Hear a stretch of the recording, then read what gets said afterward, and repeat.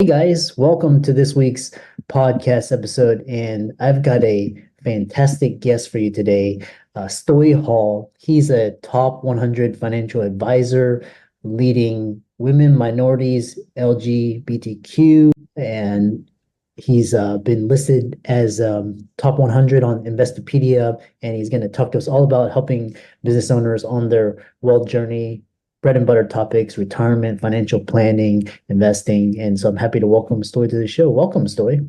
Thanks for having me. Yeah, I'm excited. Business owners, I love talking to you. You are my business, so I love it. Yeah, like I said, you're no stranger. So talk about, kind of you lead Black Mammoth, you lead Kālā Capital, you're founder, fund manager. Talk about your work, what you do, and how the audience can benefit. Yeah, absolutely. So Black Mammoth is my bread and butter. It's a modern family office, and I'm coining that term of most people don't know what a family office is. A private family office is what most all rich people have, and I mean rich, like the ultra rich, right? Like billions of dollars. They have these because they don't have time to do all the nuances that we have to do in life, right? And that is, pay your bills, set up your travel, where my money goes in and out, buy my vehicles, houses, all of those mundane things, mundane, right? All of those things that you don't love to do. That's what family offices do. They're your right hand. They're there to protect you when things get tough and when things pop up. And so I wanted to start a firm exactly like that, except for not for the ultra wealthy, right? Not for the ones that have millions and billions of dollars to either pay for it. I wanted to modernize it and take that to the everyday business owner. And so I work with minority and women business owners. And that's what we do. We take off all of that other pressure off your shoulders so you can focus on two things: your family and those that you love, and then what you're really good at in your business, right? Because some of us are really good at selling widgets and some of us are good at running the business, but usually we're not good at both. And so we fill in those gaps for you. And that's what we're at Black Mammoth. Yeah. And what's really interesting is I love this because like I said, I've had a lot of financial planning and advisors and they're actually niching down. So I love how you're niching down to kind of give the I would say just, upper middle class kind of this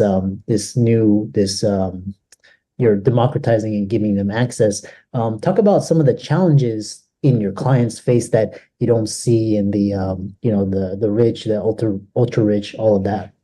Yeah, it's a very good question. And the thing is, they all have the same issues. We all have the same issues. That's one thing that on my podcast, No BS Wealth, I talk about a lot is no one has everything together. There's not a person on this earth that is super organized and knows what's going on. It just so happens to be, are they bigger or lesser issues, right? Can they be fixed with, how much money I have in my bank account or not? That's usually the difference. And really it comes down to first is just organization. When and how much money do I have coming in? And when and where does it go? Most people are either afraid to talk about those or actually truly figure those out. Or two, for us business owners, there are so many moving parts. You don't know what that true number is, right? Because of how complex businesses can be. And that's the first and foremost thing. Like everyone has that. That's the anxiety we all feel. We just don't know what's happening. And that's usually what we come in to do first is let's just figure out what's happening. And then we can kind of build from there of what you want to do, what experiences you want to have. Yeah, I love that. I just kind of get a overview, and what's interesting is I have this physician colleague as well. He and his wife they had like over $1 million in student loan debt, and they were making good six figure, and then they forced themselves to look at their statements and just kind of get the lay of the land. And when they're starting out, they were broke. So the other, kind of talk about just in terms of spending, financial behaviors. What kind of emotions and factors play a role in decision making and that contribute to detrimental financial behaviors? Yeah. Ultimately, everyone's talked about this a lot. We've all heard it, right? Don't make emotional decisions with your money, right? Separate your emotions when it comes to financial decisions. Hell, I used to do that early in my career too. I used to say the same thing. That's impossible. The human body is not built to make emotionless decisions, naturally, anyways. And so when it comes to money, the first thing you got to understand is your relationship with that money. What do I mean by that is money is a tool, right? It is to be used by you to further your life, whether that's in experiences, memories, business, you name it. It is not designed for you to obsess over and have it rule you, right? And have it make decisions over your personal self. Once you do that and you can grasp that, and the best way to do that is, again, first figure out what's coming in, what's going out. Then, thanks to my buddy Coda Garrett, you then sign joy points to those items of expenses, right? For me and my family, we're talking about this off air a little bit, is Hawaii. We go every year. We know that expense is going to be there. It doesn't matter because that brings us so much joy, right? And you got to figure those things out for you and your family. But if you focus on the experiences of life, the joy of life, it makes life a lot happier. And actually, ultimately, those decisions with money are not emotion anymore, right? The emotion is I have joy, but that means I'm not going to go spend my money on, a brand new Ferrari, right? Like I'm going to make those right decisions because I just want to spend the money on the things that bring me joy. Yeah.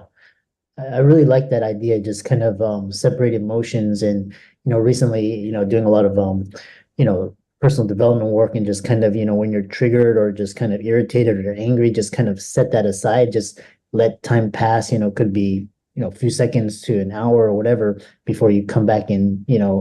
What's interesting is people, money is an idea. It's just basically now it's numbers on the screen. It used to be paper and ink, and then people are just kind of killing people over it and stealing, and it's just kind of like this. It's just it's a tool. So kind of the next question I have is we have really crisis of financial literacy, among other problems. And so what steps can individuals take to improve their financial knowledge? Obviously, it's not in the school. I know MBAs that are not very financially literate. So, and you also have a free ebook guide. Kind of talk about that. Yeah. So overall, a decade ago, financial literacy was even more so a problem because there was no access to information. Luckily, over the last decade and plus, we've become more ability to get access, right? Luckily for us, the SEC allows us to do more podcasts and social media and TikToks. But also the pandemic, I love it for one thing for our industry is it took us more virtual. It took us out of the paper and brought us into the digital world for once. So it's now about when you have time and you want to learn, you have the ability to figure it out somewhere. I would always say, obviously, I'm a CFP, so go find people that have the licenses and learn from them and not the random TikTokers or the YouTubers, Instagrammers that are telling you get rich tomorrow. But find us and just start to listen and learn because it's really not as complex as it sounds. The terms that we throw out there, but it is complex in terms of your emotions and for you to understand and to change your behavior because most of us do not have good financial behavior. We have poor financial behavior, but it's because we just don't know how to, like you said, step back, take a breath when things are going on, and then make the right decision. And that's what a lot of my ebook is based around, right? Most of what I do is more around the emotions, what you can do before we can even do the physical steps. Because if you talk to any financial planner, most of them, they're going to give you a financial plan, right? You're going to develop this financial plan and it is set in stone. That's kind of what you follow. It's not realistic though. By the time we've sat down with you, created a financial plan, something's changed. You've either gotten better behavior, something's happened in your life, you're having a kid, you're moving a job. Should be in an ongoing process and you learning continuously. Hell, I'm still learning continuously every day. So if I'm still learning, there's no way your financial plan is set in stone. Yeah, it's like education, and it's like being able to read, and it's like how you apply those skills and knowledge. And obviously the financial world is changing, the concept of money and how we use it to transact and store and invest, all of that. What I really love is talking about this kind of the underserved, and we talked about access and kind of talk about how financial advisors can better serve the women, minorities, LGBTQ, all these kind of marginalized populations. The best way is for us that are those demographics, right? is to get in the industry and be louder. That is ultimately the money game is a very old white guy industry. Let's just be real, call it what it is. And there's not a lot of anybody else. And so the rest of us need to be louder. We need to stick together. So that way, when people do look for or need an advisor or planner, they have access to like one of us that can access all of us, right? Because right now, usually typically how it goes is either your mom, your dad, your parents, or someone had a guy, so they're your guy. It's a banker that has been around since the beginning of time is your guy. Or you hear something, in the media about, the next Fidelity or Schwab guy, and you end up just calling a 1-800 number, and that ends up being your person. When nowadays money has flipped, relationships have flipped, everything is changing to more one-on-one. Like, I'm going to know you, I'm going to be part of your family and know you in and out to help you with your decision making. And so now you're seeing everyone, I don't want to call it like niching down, but technically niching down to those they love to work with that are them and represent them. So that way they all have the same similar conversation. And now I'm creating a community where if you came to me and was like, hey, I'm a physician, this is what I do, boom, I already got 2 buddies right now that work specifically with physicians, right? If you don't fit my model, I got you. Let's meet with them and move on. And that's what we need to do to move forward as an industry. Yeah. Yeah. I really like that. And just kind of, we need people such as yourself getting on podcasts, speaking, blogs, channels, social media.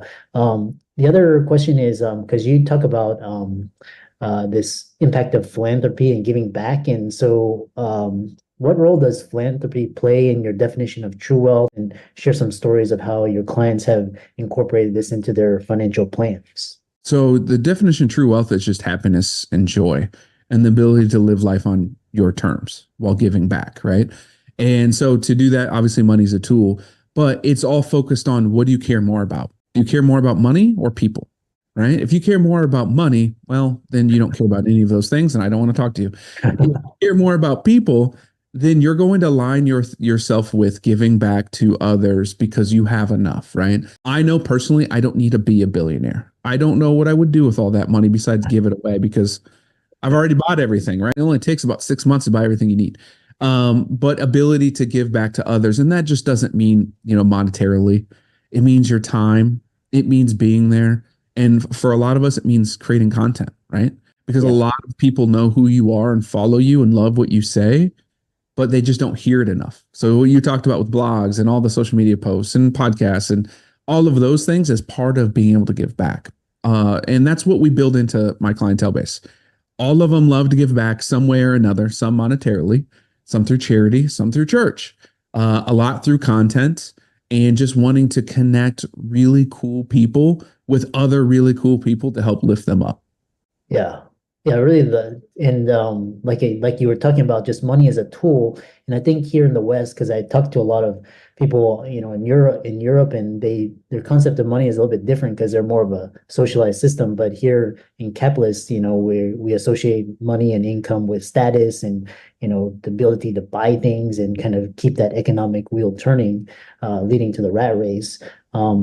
So the other question is, I'm always on the lookout for trends, and obviously the concept of work has really dramatically shifted over the last 4 years, and also the concept of income is also going to change as well. Because so how do you see economic landscape changing in terms of income, work? What should we be doing to prepare? And then we have, what are some emerging trends in wealth management that people should be aware of?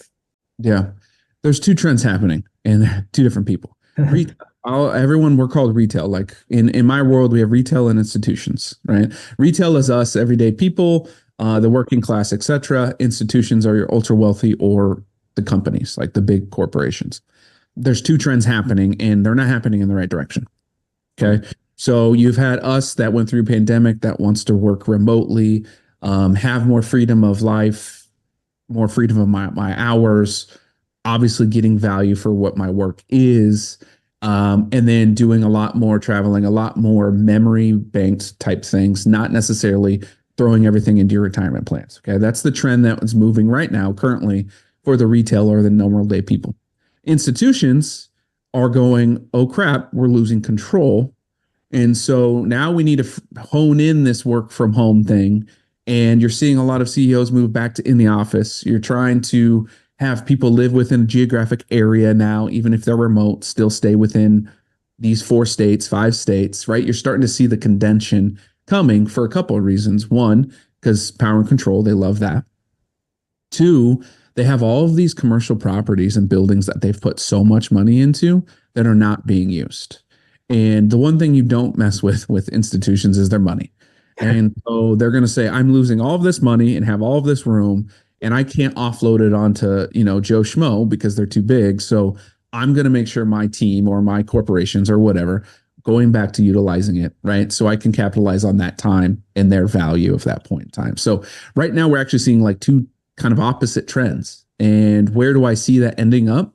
Some type of hybrid situation, but it's gonna take a little more time of, people our age and our generation to get into the higher up positions for them to really look at the data and say, people are more efficient in this hybrid model than they are being in the office, right? Now, I'm not a proponent for everyone work from home either. I don't think that's good for just humanity. I love to talk to people. I know that us as humans, we love to interact. So I think there needs to be some type of hybrid approach. But in the long run, that's what we're going to see. And that's kind of what you want to, circle back to with the wealth management movement as well. We're going away from everything being AUM based, which is called assets under management. Someone charges you a fee and takes care of your investments. Investments, again, is money, and money is just a tool. And so we're moving towards this holistic, more financial planning. I'm deeming it modern family office, where we're here with you and your emotions and making those day-to-day decisions. So the trend to moving towards that aligns more with people taking more control of their lives, of where they want to go in their emotions, which is phenomenal because that's what we are. We're human beings. So we need to operate more like humans. Yeah, I love that. And kind of along those lines, because you talked about you kind of hinted to kind of exiting out of the system, and a lot of a lot of people, they've decided, I don't want to work for a corporation. I don't want to work for a corrupt CEO. I want to go out and really make an impact, like the work that you're doing.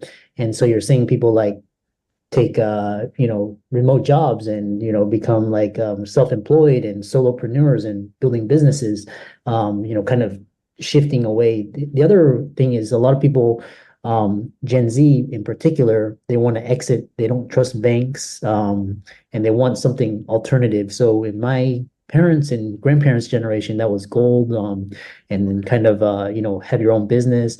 Now, a lot of Gen Zs, they don't trust the stock market, so and I don't know if you've gotten questions around digital assets, particularly like Bitcoin, and just kind of people just holding that, as kind of just like dollar cost. And I don't know if you have thoughts on that. Yeah. Ultimately, we need to have a banking function, right? Like you need to be able to have a banking function. I'm not saying banks are great or credit unions are great as is, right? I don't agree to that, but you need to have a centralized or something that is more of a banking system, that you can go get hard cash with, right? So I'm going to tell everyone that you got to have that. You can't just be fully digital yet in this world, right? There's a lot of issues with that. But those that are, focusing on Bitcoin, I've got a lot of connections in that space, a lot of advisors that are doing that. And really my advice to that is, if you're comparing it, like you're saying, hey, I don't want to do the stock market because I don't trust it. That is not the equivalent to Bitcoin. I mean, like you can't say, hey, I don't trust the stock market, but I'll go do Bitcoin. Okay. Bitcoin doesn't have the back end to support it yet, right? We don't have the history. It doesn't have any, actual corporate assets to back it. None of those things. So comparing those is a bad idea. They all have their own buckets. And in my opinion, you need to be in all of them. You need to be in real estate, hard real estate assets. You need to be in the stock market. You need to be in, predominantly Bitcoin right now. You need to be in those cryptos. You need to be investing in other businesses. And most importantly, you need to be investing back into yourself. Your own mental and physical health and your personal development has a better and higher ROI, return on your investment, than almost anything else across the board. Yeah. So if you're taking care of yourself, all that other stuff will fall in line and it won't matter as much, right? And I always say this quote on almost every podcast I'm on, including my own. I don't care if you can get me $1 billion return, if I have $0 to invest, that $1 billion return is still zero. Right. And so for all those worrying about investments and where my money's going and all of that, the most important part is how much and when can I put money into that investment, not necessarily how much that investment can get me. Because again, $1 billion return times zero is still zero. Yeah, which is really interesting because I had another guest, very similar, and he was talking about thinking of yourself as a VC, just like, VCs, they allocate like, to 20 things, 19 may go bust, but that one thing, and you have to kind of think about, like, allocation, now it's like, first they say 1%, now they're saying like 5%, but, kind of to these more, newer assets to kind of, hedge your portfolio is almost like this. In the past, it was like the 60-40, that's dead now, but, how can people contact you and follow you and reach out to you and get some ideas and information and services? Yeah, absolutely. Find me everywhere. I'm on, name a social media platform, I'm on it, except for Reddit because they kicked me off. TikTok, Instagram, Facebook, LinkedIn, all Twitter, everything, right? So you can find at Black Mammoth, you can find Stoy Hall, or you can find No BS Wealth, which is my podcast. Any which way you communicate, it'll come back to me somewhere. So go ahead and reach out. And my only ask for everyone is not necessarily to follow and like and share and do all those things, is to comment and communicate or DM me. I don't care. But I know everyone has questions. I know everyone has a situation they want to know about. We're here to answer those. Either me, my team, or those, other experts that I know as well. We're here, and that's what we want. Our job and our mission is to make sure that this conversation around money can be made publicly, can be made where you're just talking about it every day, as opposed to being it so secret and private. Because when that happens, then good things don't happen. So just talk to us. We're here. I love that. And I really enjoyed this conversation. And for the audience, be sure to check out Stoy's socials, like and follow his podcast, reach out to him. And thanks so much